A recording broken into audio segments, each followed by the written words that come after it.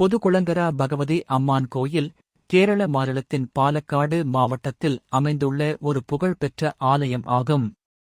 இந்த கோயில் பகவதி அம்மனை பிரதான தெய்வமாகக் கொண்டு பக்தர்களால் பெரிதும் மதிக்கப்படுகிறது. கேரளாவின் பாரம்பரியத்தைக் காட்டும் இந்த ஆலயம் அதன் சிறப்பு வரலாற்று முக்கியத்துவத்திற்காக பிரசித்தம் பெற்றுள்ளது. கோயிலின் வரலாறு பல நூற்றாண்டுகளை கடந்து செல்கிறது. பகவதி அம்மன் துர்க்கை தேவியின் ஒரு ரூபமாக கருதப்படுகிறார் மற்றும் இந்த ஆலயம் பகவதியின் சக்தி மற்றும் கருணையின் சின்னமாக பார்க்கப்படுகிறது.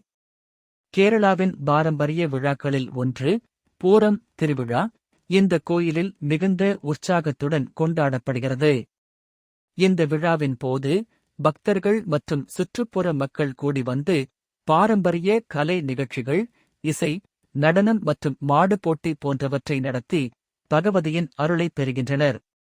கோயிலின் கேரளாவின் பாரம்பரியத்தை பிரதிபலிக்கிறது. மூங்கில் மற்றும் மரத்தால் ஆன கட்டிடங்கள், அழகிய செதுக்கப்பட்ட கதவுகள் மற்றும் மண்டபங்கள் இந்த ஆலயத்தின் சிறப்பம்சங்களாகும்.